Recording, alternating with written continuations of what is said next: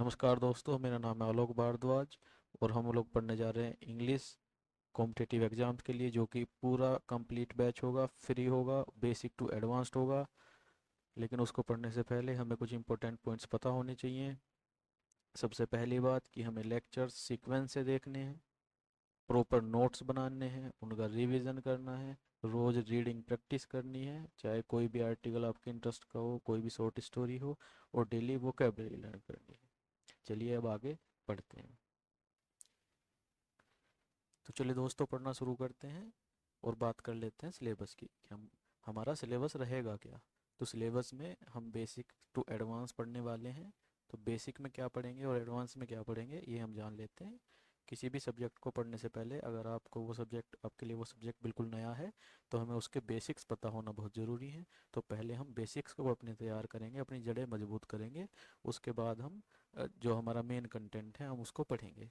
अगर डायरेक्टली ऐसे पढ़ाना शुरू कर दिया तो आपके समझ में नहीं आएगा। ठीक है, उसके लिए सबसे पहले ज़रूरी है बेसिक पढ़ना। जितना आप बेसिक्स अच्छे से क्लियर रखेंगे उतना ही आपका जो मेन कंटेंट है एग्ज़ाम वाला वो उतना ही अच्छे से वो तैयार होगा। तो बेसिक्स में हम मेनली 10 टॉपिक्स को डिस्कस करते हैं। सबसे पहले हम पढ़ते हैं किसके basics of parts of speech. हम सबको पता है पार्ट्स ऑफ स्पीच 8 होती हैं, सबने पढ़ी हैं, है ना। Noun, pronoun, adjective, word, verb, adverb, preposition, conjunction और इंटरजेक्शन, ये हमारी 8 पार्ट्स ऑफ स्पीच होती हैं। इन सबको हम जानेंगे कि ये होती क्या है। ठीक है। उसके बाद हम पढ़ेंगे पार्ट्स ऑफ सेंटेंस। सेंटेंस को हम कितने पार्ट में डिवाइड कर सकते हैं? 2 पार्ट में, सब्जेक्ट और प्रीडिकेट। उसके बाद हम पढ़ेंगे वर्ड, फ्रेज और क्लोज में क्या डिफरेंस होता है। उसके बाद हम पढ़ेंगे टाइप्स ऑफ सेंटेंस, सेंटेंसेस कितने टाइप के होते हैं। उसके बाद हम पढ़ेंगे सेंटेंस पैटर्न, सेंटेंस की के पैटर्न कितने हो सकते हैं। उसके बाद हम पढ़ेंगे रिलेटिव प्रोनाउन और कंजंक्शन के बीच डिफरेंस क्या होता है। ये लगभग दोनों सेम ही काम करती हैं, इनमें थोड़ा डिफरेंस होता है, तो ये जानना हमारे लिए ज़रूरी है। तो हम जानेंगे कि रिलेटिव प्रोनाउन और कंजंक्शन में क्या डिफरेंस होता है। उसके बाद हम पढ़ेंगे वर्ड एनाटोमी। वर्ड एनाटोमी मतलब एनाटोमी का मतलब होता है शरीर संरचना विज्ञान। ठीक है। तो किसकी हम शब्द की या वर्ड की संरचना हम देखेंगे कि वर्ड बना कैसे होता है। ठीक है। उसके बाद हम पढ़ेंगे इंपॉर्टेंट सफिक्सेस, जिस जो हमें हेल्प करेगा किसी भी वर्ड की पार्ट ऑफ स्पीच जानने के लिए। कोई वर्ड मान लो आपको दे दिया जाता है, उसको आपसे पूछ लिया कि नाउन है, एडजेक्टिव है, एडवर्ब है, पता करना है कि इसकी पार्ट ऑफ स्पीच क्या है, तो हमें वो कौन हेल्प करता है? सफिक्सेस हमें हेल्प करते हैं। उसके बाद हम पढ़ेंगे इन्फ्लेक्शन। हमें किसी वर्ड की फॉर्म बनानी होती है तो हम इन्फ्लेक्शन का यूज़ करते हैं। ठीक है। उसके बाद हम पढ़ेंगे सेंटेंस ब्रेकडाउन। चलिए बात कर लेते हैं एडवांस के सिलेबस की। तो एडवांस के सिलेबस में हम इन 18 चैप्टर्स को पढ़ेंगे। हम पढ़ते हैं इसमें आठों के आठों पार्ट्स ऑफ स्पीच को डिटेल में हम स्टडी करेंगे। वो कौन सी पार्ट ऑफ स्पीच होती हैं? वो होती है हमारी noun, pronoun, adjective, verb, adverb, conjunction, preposition, interjection. उसके बाद हम इंटर रिलेशन वाले टॉपिक्स को पढ़ते हैं। उसमें आते हैं subject verb agreement, conditional sentences, question tag, time and tenses. Voice में आते हैं हमारे एक्टिव वॉइस और पैसिव वॉइस। नरेशन में आते हैं डायरेक्ट और इनडायरेक्ट नरेशन। उसके बाद हम पढ़ते हैं आर्टिकल, मोड्स, सुपरफ्लुअस सेंटेंसेस और डिटर्मिनर्स। ये हमारा सिलेबस होता है एडवांस का, जिससे हमारे ग्रामर आती है एग्जाम्स में। इंग्लिश पढ़ने से पहले सबसे पहले हमें ये पता होना चाहिए कि इंग्लिश है क्या। तो इंग्लिश क्या है भाई? एक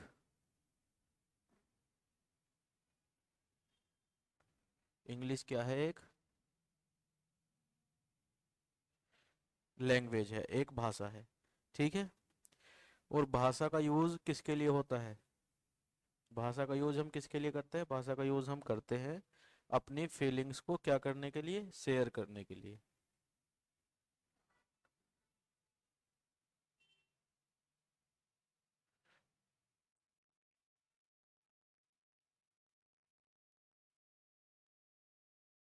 to share feelings.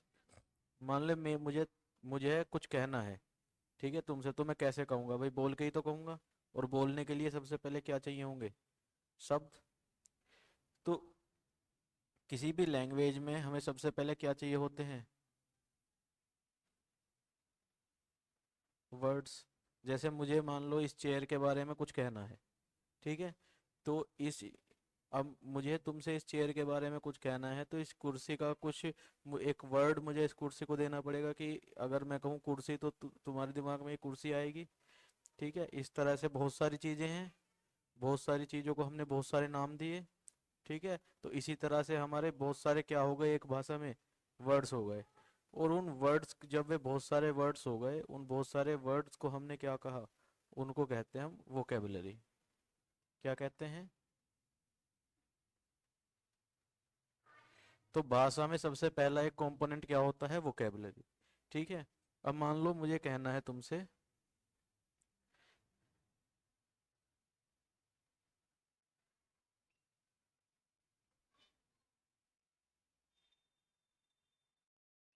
Ram is going to school. Ram कहाँ जा रहा है? स्कूल जा रहा है, ये मुझे तुमसे कहना है। तो मुझे जरूरत पड़ी राम की, एक वर्ड की, और जाने की जरूरत पड़ी, और स्कूल की जरूरत पड़ी, ठीक है?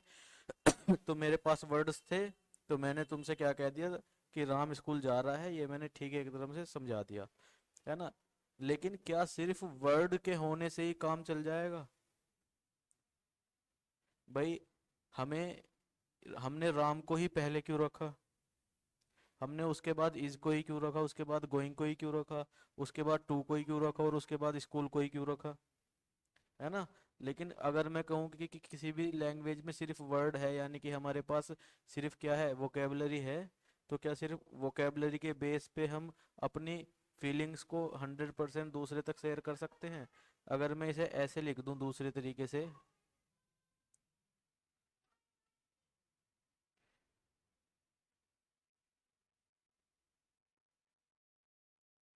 अगर मैं इसे ऐसे लिख दूं कि school is going to Ram, तो इसमें जो वर्ड है वही वर्ड्स इसमें है, लेकिन क्या मीनिंग दोनों का सेम है? क्या मैं नीचे वाले सेंटेंस में वही बात कह पा रहा हूँ जो मैं ऊपर वाले में कहना चाह रहा हूँ? यानी कि किसी भी लैंग्वेज में सिर्फ वर्ड के होने से बात नहीं बनेगी। तो हमें क्या चाहिए? हमें रूल्स चाहिए कि भाई जिसके बारे में बात हो रही है, पहले राम लिखा जाएगा, फिर इज लिखा जाएगा, फिर गोइंग लिखा जाएगा, फिर टू लिखा जाएगा, फिर स्कूल लिखा जाएगा। तो अगर हमें कहना है राम स्कूल जा रहा है, तो हमें उसे इसी स्ट्रक्चर में कहना पड़ेगा। अगर हम इसके अलावा किसी भी स्ट्रक्चर में कह रहे हैं तो वो क्या है? गलत है।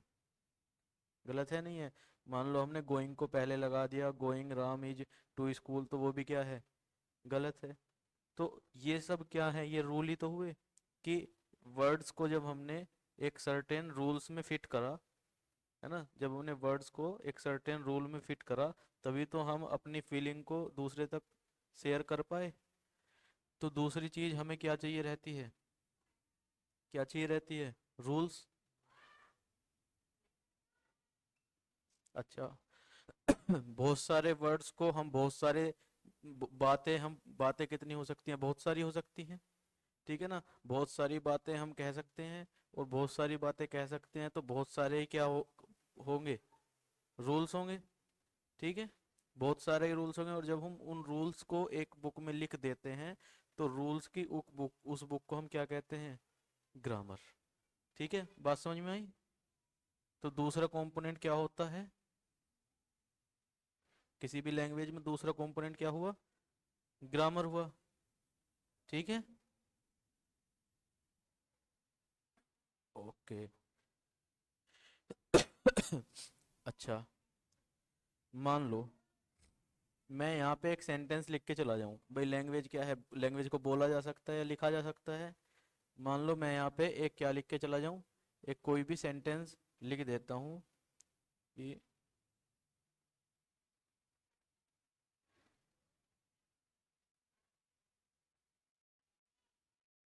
Shyam is handsome. श्याम क्या है? हैंडसम है। ये मैं यहाँ पे लिख के चला गया, ठीक है? अब मैं तो लिख के चला गया, यहाँ से इधर से कोई आया, उसने देखा क्या लिखा है, श्याम इज हैंडसम, इसमें लिखा है कि श्याम क्या है? हैंडसम है। तो वो मेरी लिखी हुई चीज को कब समझ सकता है? जो मैं उससे कहना चाह रहा हूँ, वो एग्जैक्ट उसी चीज को कब समझ सकता है? जब उसकी क्या हो? वोकेबलरी पता हो, यानी कि उन्हें ये पता हो कि इस वर्ड का मतलब क्या है, इस वर्ड का मतलब क्या है, इस वर्ड का मतलब क्या है। दूसरी बात, उसको क्या पता हो, ग्रामर पता हो कि अगर इस स्ट्रक्चर में ये बात लिखी गई है तो बात श्याम के बारे में हो रही है ना, और श्याम क्या है, हैंडसम है भाई। तो अगर वोकेबलरी हमारी कमजोर हुई, मान लो हमारी ग्रामर बहुत अच्छी है और वोकेबलरी हमारी क्या है, बहुत कमजोर है, और हमें किसका मतलब नहीं पता, हैंडसम का मतलब नहीं पता, तो क्या हम इसको पूरे को, मीनिंग को अच्छे से समझ पाएंगे? नहीं। मान लो हमें किसका पता है, वोकेबलरी हमारी स्ट्रोंग है, ठीक है, हमें इन तीनों का मतलब पता है, और हमारी क्या है, ग्रामर वीक है, तो क्या हम इसका 100% मीनिंग निकाल पाएंगे? भाई Shyam is handsome, Shyam handsome है ना।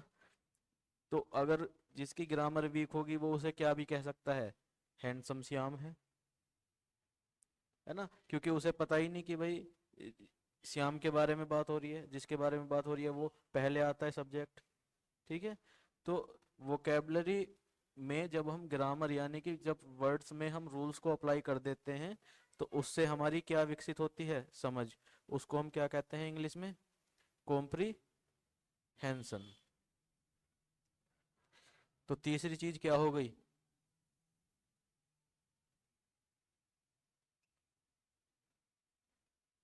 कॉम्प्रीहेंशन।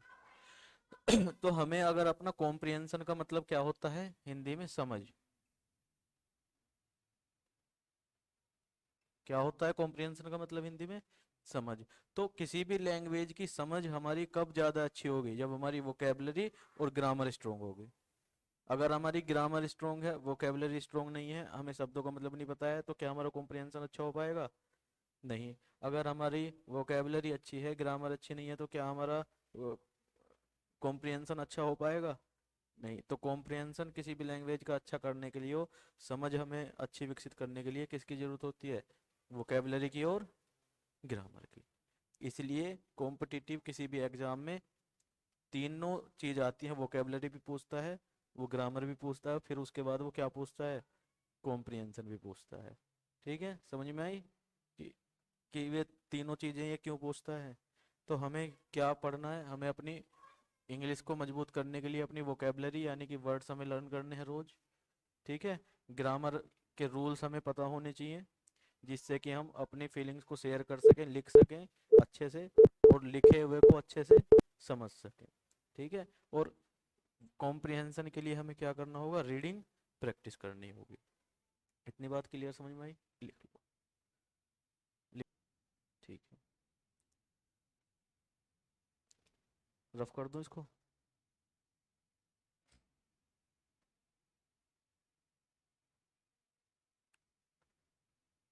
समझ में भी आ रहा है?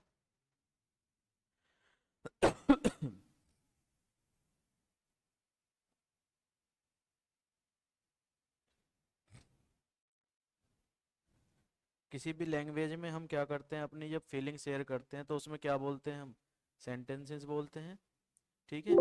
तो हम ऑब्जर्व करने के लिए कुछ क्या कर लेते हैं, सेंटेंसेस नोट कर लेते हैं, ठीक है। जैसे कि पहला सेंटेंस है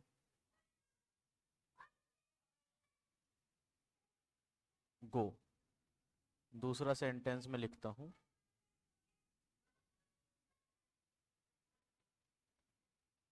श्याम इज हैंडसम, ठीक है। तीसरा मैं लिखता हूँ he found a beautiful watch in the forest.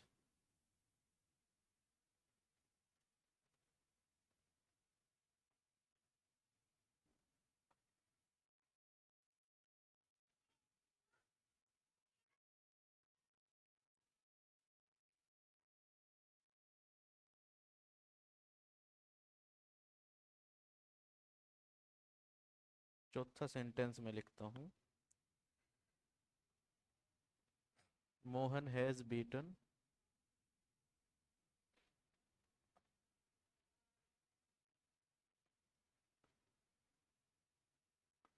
Shyam. और पांचवा सेंटेंस में लिखता हूँ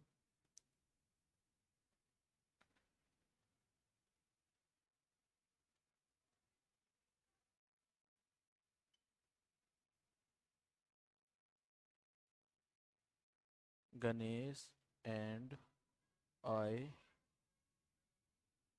won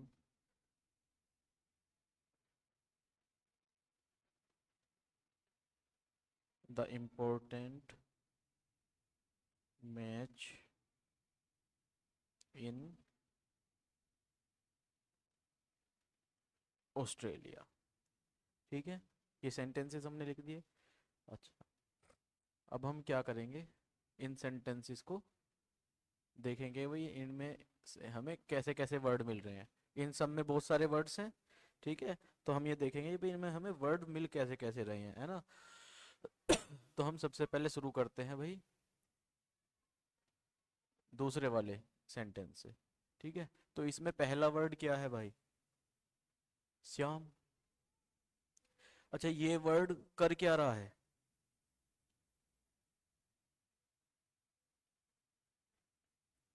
क्या कर रहा है ये वर्ड,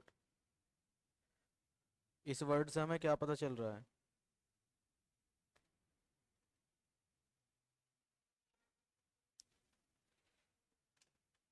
ये क्या है, ये किसी का क्या है, नाम है। तो पहले पहला ही वर्ड हमें क्या मिला जो क्या कर रहा है, हमें किसी चीज का नाम बता रहा है।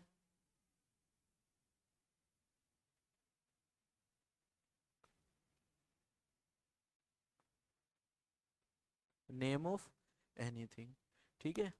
अच्छा, अब आगे अगर हमें ऐसा कोई वर्ड मिलेगा जो किसी का क्या बताएगा, नाम बताएगा, तो हम उसको अब क्या कह देते हैं, एक नाम दे देते हैं कि ऐसे वर्ड जो किसी का क्या बताएंगे, नाम बताएंगे, उनको हम क्या कह देंगे, नाउन। ठीक है भाई, बार बार थोड़ी लिखेंगे।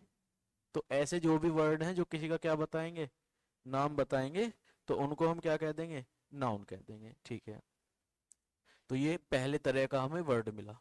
ठीक है, दूसरा वर्ड क्या मिला, इज। ये क्या बता रहा है, क्या इसको हम पहले तरह के वर्ड में शामिल कर सकते हैं, क्या इसको हम, ये किसी का नाम है क्या ये इज किसी का नाम है, नहीं नाम नहीं है, यानी कि ये क्या नहीं है, नाउन नहीं है, यानी कि हमें एक नए तरह का वर्ड मिला, नए तरह का वर्ड हुआ।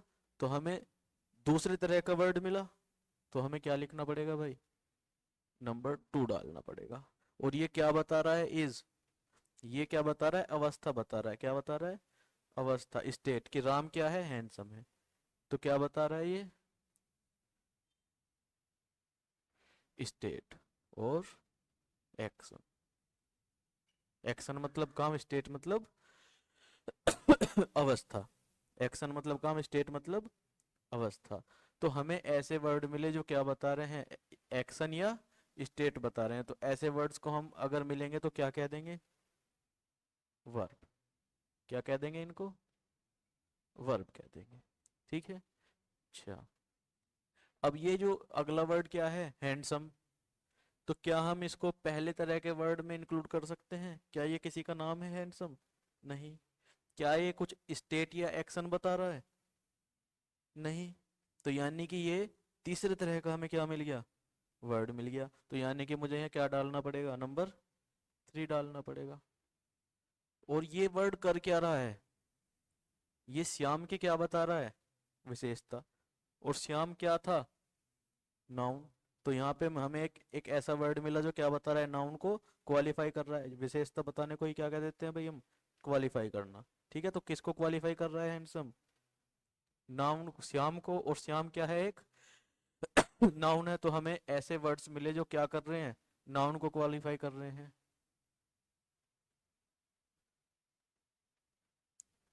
Qualifying noun. तो ऐसे वर्ड जो नाउन को क्वालिफाई कर रहे हैं। अब आगे से हमें ऐसे वर्ड मिलेंगे, तो उन इन, इन इस तरह के वर्ड्स को भी हम क्या कर देंगे, कोई नाम दे देंगे। ठीक है, तो क्या नाम दे देंगे भाई ने, इनको हम नाम दे देंगे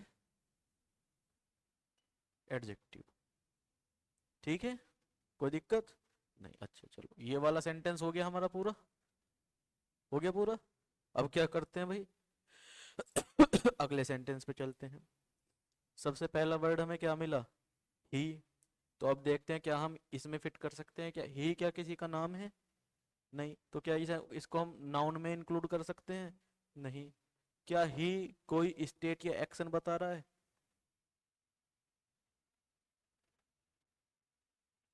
क्या ही एक्शन कोई काम बता रहा है या किसी की अवस्था बता रहा है? नहीं। ही कोई काम थोड़ी हुआ, है ना? तो ये क्या स्टेट और एक्शन बता रहा है ये? नहीं बता रहा। क्या ये किसी नाउन को क्वालिफाई कर रहा है, किसी नाउन की विशेषता बता रहा है? नहीं। यानी कि इसको हम इन तीनों में इंक्लूड नहीं कर सकते, तो हमें ये एक चौथे टाइप का अलग तरह का वर्ड मिला। तो यहाँ पे हम क्या करेंगे, एक अलग तरह का वर्ड मिला तो एक और लिख लेंगे भाई। अच्छा, ये ही काम क्या कर रहा है, इसका फंक्शन क्या है? ये ही किसके लिए यूज हुआ है? नाउन के प्लेस पे। भाई उसको क्या मिली, एक ब्यूटीफुल वॉच मिली। समझ में आई बात? उसको एक ब्यूटीफुल वॉच मिली तो किसको मिली? किसी इंसान को ही तो मिली होगी, उसका कोई नाम ही तो होगा। तो इसकी जगह पे क्या होना चाहिए था, किसी का नाम होना चाहिए था। और नाम होते हैं क्या, नाउन। और नाउन के प्लेस पे क्या यूज हो रहा है, ही यूज हो रहा है। तो हमें एक ऐसे तरह के वर्ड मिले जो नाउन के प्लेस पे यूज हो रहे हैं, है ना? नाउन की जगह पे यूज हो रहे हैं। तो ये ही जो है किसी नाम की जगह पे तो यूज हो रहा है।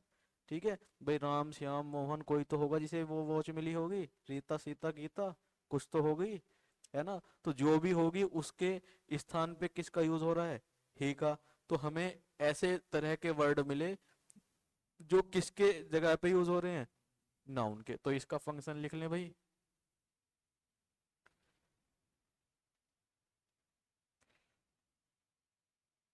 In place of noun. तो हमें ऐसे तरह के वर्ड मिले चौथे तरह के जो नाउन के प्लेस पे यूज हो रहे हैं। ठीक है, और तो इनको हम क्या कह देंगे, इनको हम एक भाई इस तरह के वर्ड को हमने एक नाम दे दिया, इस तरह के वर्ड को, इस तरह के वर्ड को, तो इस तरह के वर्ड को भी एक नाम दे देंगे। तो जिन जो नाउन नाउन के स्थान पे प्लेस पे यूज हो रहे हैं वर्ड, उनको हम क्या कह देते हैं, अब से हम उनको क्या कह देंगे, प्रोनाउन। इतनी बात क्लियर है? ठीक है, चलो आगे बढ़ो। फाउंड, उसको क्या किया, फाउंड मतलब मिला। तो ये क्या किसी का नाम है फाउंड? ये तो फाइंड की सेकंड फॉर्म है ना? क्या ये एक्शन या स्टेट बता रही है? मिला उसे, तो ये एक्शन बता रही है। ठीक है ना? फाइंड, फाइंड किसकी सेकंड फॉर्म है, फाउंड किसकी सेकंड फॉर्म है, फाइंड की। ठीक है, फाइंड का मतलब मिलना, तो काम हुआ ना, मिला उसे, तो क्या हुआ, वो काम हो गया। और काम मतलब एक्शन, तो ये क्या हो गई, ये हो गई हमारी प्रोनाउन, और ये क्या हो गई, वर्ब। ठीक है। अच्छा, अब यहाँ चलते हैं वॉच पे।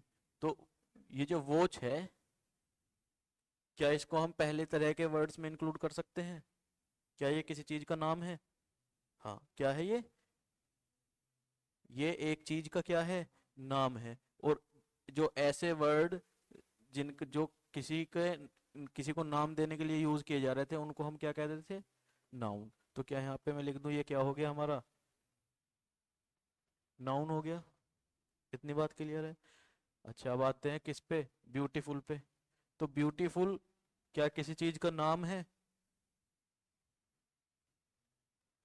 ब्यूटीफुल किसी चीज का नाम है, सुंदर किसी चीज का नाम है? नहीं। तो क्या हम इसको नाउन में इंक्लूड कर सकते हैं? नहीं। क्या ये किसी चीज की स्टेट या एक्शन बता रही है, क्या ये किसी चीज की अवस्था या काम बता रही है? ब्यूटीफुल क्या कुछ काम है? नहीं। तो क्या हम इसको वर्ब में इंक्लूड कर सकते हैं? नहीं। क्या ये किसी नाउन की विशेषता बता रही है? क्या बता रही है ये, किसकी विशेषता बता रही है?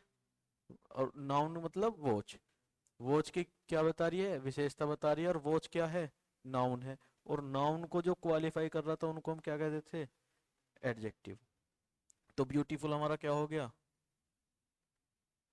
ब्यूटीफुल हमारा हो गया एडजेक्टिव। इतनी बात समझ में आई? ठीक है। ये क्या कर रहा है, ये क्या कर रहा है, वॉच की विशेषता बता रहा है कि कितनी वॉच पाई उसे, एक वॉच। ठीक है। और वॉच क्या है, हमारा नाउन है, और नाउन की विशेषता बताने वाला एडजेक्टिव। तो ए भी क्या हो गया, एडजेक्टिव। इतनी बात समझ में आई? कोई दिक्कत? अगला क्या है? इन। अच्छा, इन क्या बता रहा है? चलो चेक कर लेते हैं भाई। क्या इन किसी का नाम है?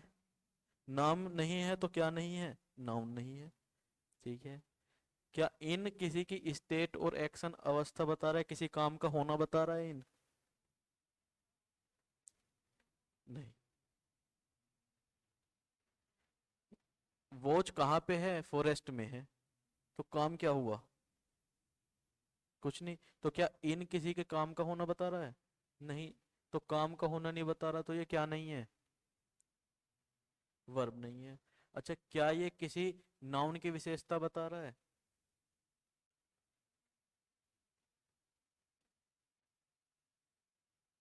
क्या ये किसी नाउन को क्वालिफाई कर रहा है? किसी चीज की विशेषता बता रहा है ये? नहीं। है ना? भाई इन है, इन किसकी विशेषता बताएगा? किसकी विशेषता? किसी नाउन की विशेषता बता ही नहीं रहा। जैसे ब्यूटीफुल है, ब्यूटीफुल क्या थी? वॉच थी। ठीक है। इसी तरह से क्या इन किसी चीज की विशेषता बता रहे हैं यहाँ? नहीं। तो ये क्या नहीं हुआ? एडजेक्टिव भी नहीं हुआ। क्या ये किसी नाउन के स्थान पे यूज हो रहा है? नहीं। है ना? नाउन के स्थान पे यूज होता तो यहाँ पे हम किसी का भी नाम लिख के भी काम चला सकते थे। क्या इनके स्थान पर हम किसी का नाम लिख सकते हैं? नहीं। ठीक है। तो यानी कि ये क्या भी नहीं है? प्रोनाउन भी नहीं है। यानी कि इन चारों में से ये कुछ भी नहीं है। तो ये एक क्या हुआ? अलग तरह का वर्ड मिला जो इन चारों में इंक्लूड नहीं हो सकता। तो हम क्या करेंगे यहाँ पे? 5 का।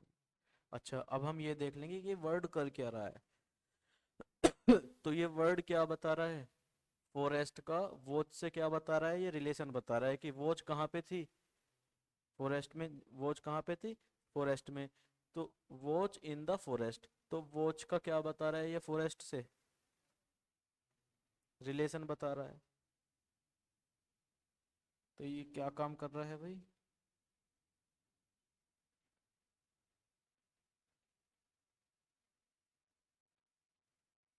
वर्ड्स के बीच में क्या बता रहा है?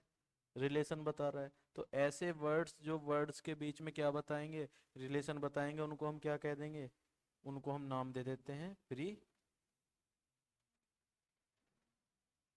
प्रीपोजिशन। इतनी बात क्लियर है? तो इन हमारी क्या हो गई? प्रीपोजिशन हो गई। अच्छा, फॉरेस्ट क्या है? क्या फॉरेस्ट किसी चीज का नाम है? जंगल है, नाम है एक चीज का, तो ये क्या हो गया? नाउन हो गया। ए एन और द क्या होते हैं? आर्टिकल होते हैं। बेसिक में ये बात पढ़ाई नहीं जाती, वो हम एडवांस में पढ़ेंगे। ठीक है। तो ए एन और द क्या होते हैं? ये तीन हमारे आर्टिकल होते हैं। ठीक है। जब तक हम आर्टिकल नहीं पढ़ते हैं तब तक इनको एडजेक्टिव में ही काउंट कर लेते हैं। इसलिए मैंने यहाँ पे ए पे एडजेक्टिव लिख दिया। ए एन और द ये तीन क्या होते हैं? आर्टिकल होते हैं। ठीक है। इतनी बात समझ में आई? चलो। अब यहाँ पे आओ। मोहन। मोहन क्या है? क्या ये मोहन किसी का नाम है? तो ये क्या हो गया हमारा? नाउन हो गया। ठीक है। हैज बीटन, उसके उसने क्या करा? पीटा। तो ये क्या? हैज बीटन क्या किसी का नाम है? नहीं। क्या ये किसी काम का होना बता रहा है? हाँ। तो ये हैज बीटन क्या हो गई हमारी? ये भी क्या हो गई? वर्ब हो गई। जब दो वर्ब होती हैं तो बाद वाली क्या होती है? मेन वर्ब, और पहले वाली हमेशा क्या होती है? Helping verb. ठीक है। अच्छा, श्याम क्या है यहाँ पे? क्या किसी का नाम है श्याम? तो नाम है तो क्या हुआ? नाउन हुआ। इतनी बात क्लियर है? कोई दिक्कत नहीं? ठीक। अब यहाँ पे देखो, हुर्रे। ऐसे नहीं कह देते वाह भाई मजा आ गया, हुर्रे हम मैच जीत गए। तो हुर्रे क्या किसी चीज का नाम है? नहीं। क्या ये किसी काम का होना बता रहा है? नहीं। है ना? वर्ब थोड़ी है ये, किसी काम का होना थोड़ी बता रहा है। क्या ये किसी नाउन की विशेषता बता रहा है कि कोई ऐसा है, कोई वैसा है? क्या ये किसी नाउन की विशेषता बता रहे? नहीं। यानी कि ये क्या नहीं है? एडजेक्टिव नहीं है। क्या ये किसी नाउन के प्लेस पे यूज हो रहा है? जैसे ही हो रहा था? नहीं। ठीक है, यानी कि ये प्रोनाउन भी नहीं है। क्या ये किसी दो वर्ड्स के बीच में रिलेशन बता रहा है कि कोई चीज कहाँ है, वॉच इन द फॉरेस्ट, इस तरह का कोई काम कर रहा है? नहीं, यानी कि ये इन पांचों में फिट नहीं होता। यानी कि हमें क्या मिला, एक अलग तरह का वर्ड मिला। तो नंबर 6 तरह का हमें वर्ड मिला। और ये वर्ड क्या कर रहा है, हुर्रे, ये क्या कर रहा है, फीलिंग दिखा रहा है। क्या कर रहा है? फीलिंग दिखा रहा है। भाई मैच जीत गए तो उनने कहा हुर्रे, तो ये क्या दिखा रहा है, स्ट्रॉन्ग फीलिंग दिखा रहा है। ठीक है ना?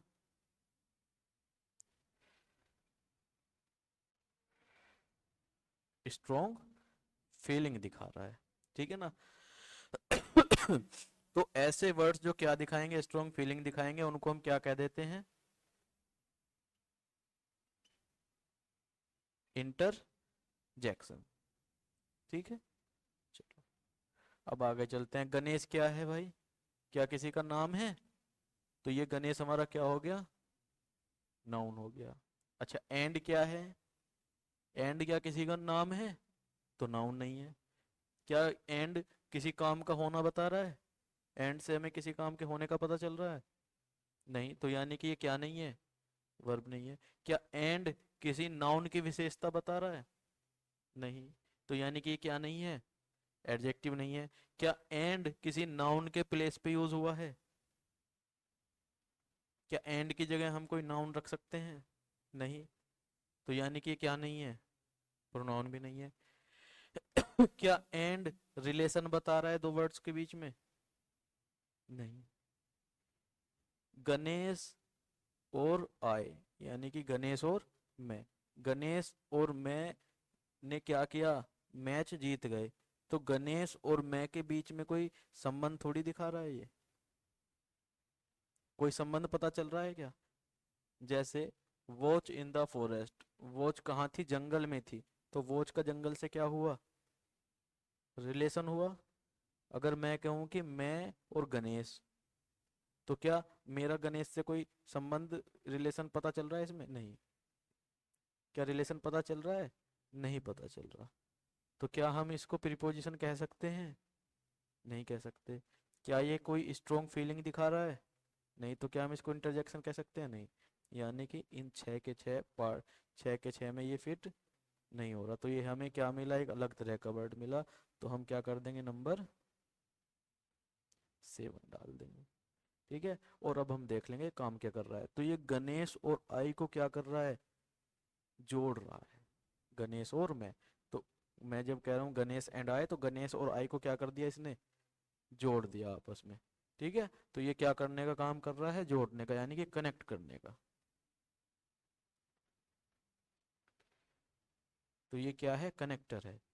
ठीक है, कनेक्टर मतलब जो क्या करता है, कनेक्ट करता है, जोड़ता है। तो कुछ ऐसे वर्ड्स जो क्या करने का काम कर रहे हैं भाई, कनेक्टर बनने का काम कर रहे हैं, उनको हम क्या कर कह देते हैं, कंजक्शन। उनको हम क्या कह देते हैं भाई, कंजंक्शन। तो एंड क्या हुआ हमारा, कंजंक्शन हुआ। अच्छा, आई क्या है, आई क्या किसी का नाम है? क्या ये कुछ एक्शन या स्टेट बता रहा है, किसी काम का होना बता रहा है? नहीं। क्या ये किसी नाउन को क्वालिफाई कर रहा है, नाउन की विशेषता बता रहा है आई?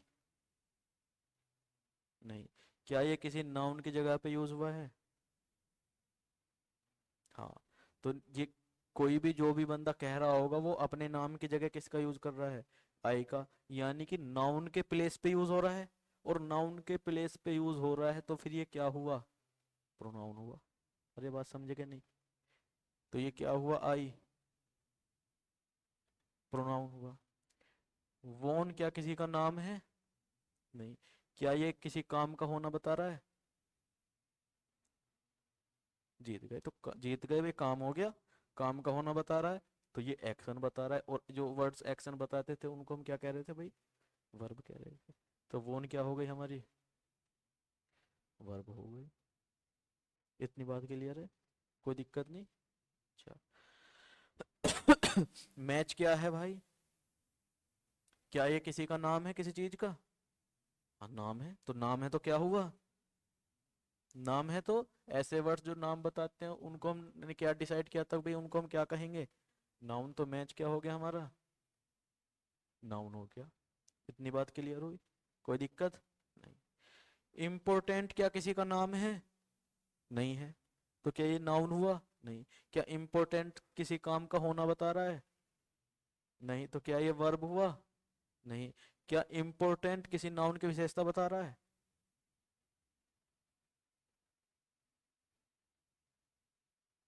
भाई मैच कैसा था? इम्पोर्टेंट मैच था। तो ये किसकी विशेषता बता रहा है? मैच की। और मैच क्या है? एक नाउन है। और तो ये किसकी विशेषता बता रहा है? नाउन की। और नाउन की विशेषता बताने वाले वर्ड्स को हम क्या कहते हैं? एडजेक्टिव। अरे हाँ के ना? तो ये इम्पोर्टेंट क्या हुआ? एडजेक्टिव हुआ कि नहीं हुआ? अरे हो गया। चलो। और ए एन और द क्या होते थे? आर्टिकल। तो द क्या है हमारा? आर्टिकल। ठीक है। अच्छा। इन क्या बता रहा है? क्या इन किसी का नाम है? क्या इन किसी काम का होना बता रहा है? क्या इन किसी नाउन की विशेषता बता रहा है? क्या इन किसी नाउन के प्लेस पे यूज हुआ है? तो ये प्रोनाउन भी नहीं है। क्या इन दो वर्ड्स के बीच में रिलेशन बता रहा है? Match in Australia. तो मैच और ऑस्ट्रेलिया के बीच में क्या बता रहा है ये? रिलेशन बता रहा है कि मैच कहाँ हुआ? ऑस्ट्रेलिया में हुआ। तो ये रिलेशन बता रहा है। और रिलेशन बताने वाले वर्ड्स को हमने क्या डिसाइड किया था कि क्या कहेंगे? प्रीपोजिशन कहेंगे। तो इन क्या हुई हमारी? प्रीपोजिशन हुई। अरे हाँ क्या ना? इतनी दिक्कत? कोई दिक्कत? ओके। अच्छा, ऑस्ट्रेलिया क्या किसी का नाम है? नाम है भाई। है ना? नाम हुआ तो क्या हुआ? कोई दिक्कत इतनी बात में? अच्छा। एक वर्ड बच गया था, गो। गो क्या किसी का नाम है? नहीं है। तो नाउन। नाउन नहीं है। क्या ये किसी का काम का होना बता रहा है? भाई मैं कह रहा हूँ गो जाओ। तो जाना क्या है? एक काम है। काम हुआ तो एक्शन हुआ। और एक्शन हुआ तो वर्ब हुई। तो गो क्या हुई हमारी? वर्ब हुई। एक और सेंटेंस लिख लेते हैं, कोई दिक्कत? तो एक और सेंटेंस लिख लेते हैं भाई। और वो सेंटेंस क्या लिखते हैं?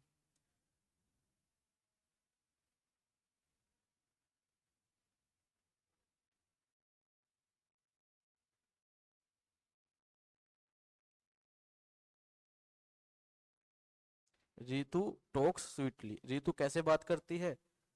स्वीटली बात करती है, मीठी बात करती है बहुत। ठीक है। तो रीतु क्या है? क्या ये किसी का नाम है? तो ये क्या हुआ? रीतु नाउन हुआ। इतनी बात में कोई दिक्कत? टोक क्या किसी का नाम है? तो नाउन नहीं है। क्या ये किसी काम का होना बता रहा है? हाँ। तो ये क्या हुई?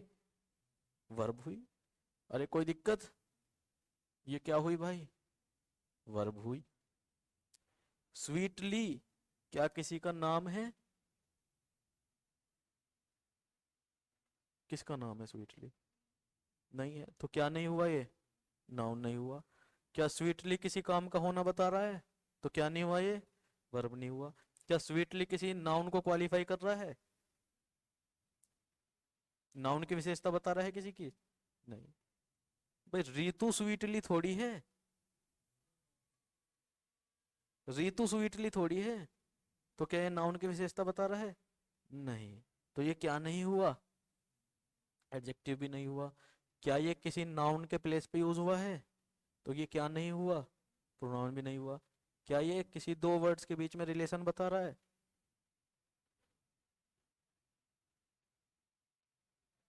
क्या ये किसी दो वर्ड्स के बीच में रिलेशन बता रहा है, जैसे इन बता रहा था? नहीं बता रहा। तो ये क्या नहीं हुआ? प्रीपोजिशन भी नहीं हुआ। क्या ये स्ट्रॉन्ग फीलिंग बता रहा है? नहीं। तो ये क्या नहीं हुआ? इंटरजेक्शन भी नहीं हुआ। क्या ये दो वर्ड्स को कनेक्ट कर रहा है? तो ये क्या नहीं हुआ? कंजंक्शन भी नहीं हुआ। तो ये यानी कि हमें एक ऐसा वर्ड मिला, अलग तरह का वर्ड मिला, तो मुझे क्या कर देना चाहिए? तो अब मैं देख लूं कि ये कर क्या रहा है जब इन सातों काम में से कुछ नहीं कर रहा, तो है ना। तो क्या कर रहा है भाई ये रितु टॉक स्वीटली, रितु कैसे बात करती है भाई, मीठे तरीके से बात करती है। तो ये बात करने की विशेषता बता रहा है कि बात कैसे करती है ना। तो ये किसकी विशेषता बता रहा है, वर्ब की। तो किसको क्वालिफाई कर रहा है ये, तो ये क्या कर रहा है, ये किसको क्वालिफाई कर रहा है भाई, क्वालिफाइंग वर्ब। तो इसको भी हम क्या कर देते हैं, कुछ नाम दे देते हैं ऐसे शब्दों को भी जो किसको क्या कर रहे हैं, वर्ब को क्वालिफाई कर रहे हैं। तो हम इनको क्या नाम दे देंगे, एड, एडवर्ब। इतनी बात समझ में आई। तो यहाँ पे ये क्या हो गई हमारी, एडवर्ब हो गई। समझ में आई बात। तो किसी भी सेंटेंस में हमें मैक्सिमम कितने तरह के वर्ड्स मिल सकते हैं, ये 8 तरह के। और इन 8 तरह के वर्ड्स को हम क्या कह देते हैं, इन्हीं को हम क्या कह देते हैं, पार्ट्स ऑफ स्पीच। ठीक है, पार्ट्स ऑफ सेंटेंस क्यों नहीं कहते हैं वो भी बताएंगे। तो ये क्या हुई हमारी, 8 parts of, 8 parts of speech हुई। कोई दिक्कत इतनी बात में नहीं। अच्छा, यहाँ पे देखो भाई, ये कितने सेंटेंस है हमारे पास, 6 सेंटेंस है। इस सेंटेंस में कितने वर्ड्स हैं, कितने पार्ट हैं सेंटेंस में, एक है। कितने पार्ट है भाई, एक पार्ट। इस सेंटेंस में कितने पार्ट हैं, 1 2 3, कितने पार्ट हुए भाई, 3 पार्ट। इस सेंटेंस में कितने पार्ट हैं, अगर मैं इसे को तोड़ दूं तो 1 2 3 4 5 6 7 8, कितने पार्ट हुए भाई, 8 पार्ट हुए। इस सेंटेंस में कितने पार्ट हैं, 1 2 3 4, कितने पार्ट हुए भाई, 4 तो हुए ना, 1 2 3 4, तो 4 पार्ट हुए। इस वाले सेंटेंस में कितने पार्ट हैं, 1 2 3 4 5 6 7 8 9 10, कितने पार्ट हैं भाई इसमें, 10 पार्ट हैं। इस वाले सेंटेंस में कितने पार्ट हैं, 1 2 और 3 पार्ट है। 8 पार्ट ऑफ स्पीच निकाली थी, 8 तरह की पार्ट ऑफ स्पीच होती हैं। ठीक है, पहले वाले सेंटेंस में एक पार्ट, दूसरे वाले में 3 पार्ट थे, तीसरे वाले में 8 पार्ट ऑफ सेंटेंस, चौथे वाले में 4 पार्ट्स ऑफ सेंटेंस, पांचवे वाले में 10 पार्ट्स थे इस सेंटेंस के, और छठे वाले सेंटेंस के इसके कितने पार्ट हैं, 3 पार्ट हैं। ठीक है, तो पार्ट और पार्ट ऑफ सेंटेंस और पार्ट्स ऑफ स्पीच में अंतर नजर आया। पार्ट ऑफ सेंटेंस कितने भी हो सकते हैं मैक्सिमम, लेकिन पार्ट्स ऑफ स्पीच 8 ही होती हैं। पार्ट ऑफ सेंटेंस और पार्ट ऑफ स्पीच में क्या अंतर है, पार्ट ऑफ सेंटेंस कि एक सेंटेंस में कितने वर्ड्स हैं, और पार्ट ऑफ स्पीच एक सेंटेंस में कितने तरह के वर्ड्स हैं। तो कितने तरह के वर्ड्स हैं वे होते हैं पार्ट्स ऑफ स्पीच, और कितने वर्ड्स हैं वे होते हैं पार्ट ऑफ सेंटेंस। इसीलिए हम उसको पार्ट्स ऑफ स्पीच कहते हैं, ना कि पार्ट ऑफ सेंटेंस। तो पार्ट्स ऑफ स्पीच हमारी कितनी होती हैं, 8 पार्ट ऑफ स्पीच होती हैं। इतनी बात क्लियर है भाई, कोई दिक्कत नहीं इतनी बात में। ठीक है, उसके अलावा अगर हम देखेंगे तो हमें क्या और देखने को मिलेगा, तो यहाँ पे हम डाल लेते हैं नोट, हमें और इससे क्या जानकारी मिली। इससे हमें जानकारी की मिली कि एक सेंटेंस में मिनिमम कितने वर्ड्स का एक सेंटेंस हो सकता है, मिनिमम मतलब कम से कम एक। तो मैं यहाँ लिख दूं भाई, पहली चीज मुझे मिली,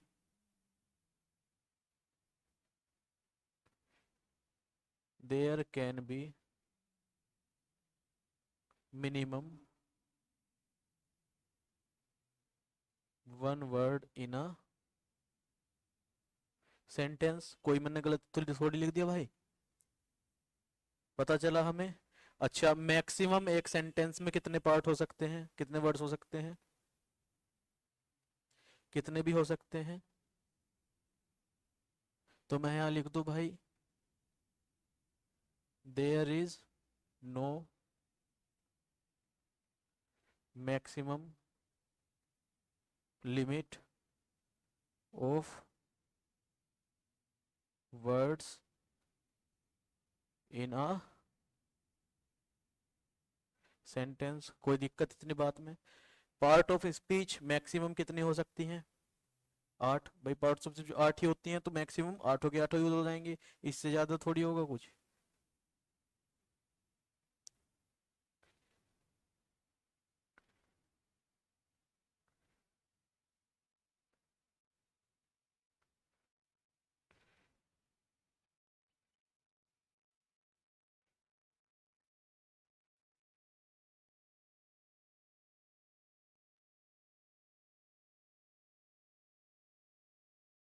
there can be maximum 8 parts of speech in a sentence. एक सेंटेंस में मैक्सिमम 8 पार्ट ऑफ स्पीच हो सकती हैं। और एक सेंटेंस में मिनिमम एक वर्ड है तो एक ही पार्ट ऑफ स्पीच हो सकती है। इसके अलावा हमने क्या सीखा?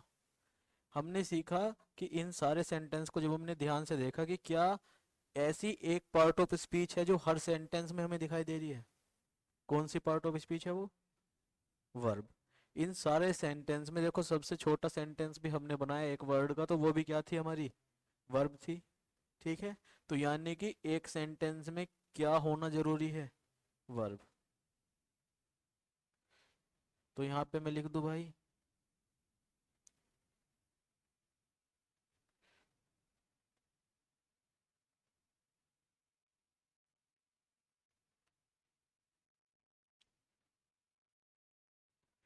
Every sentence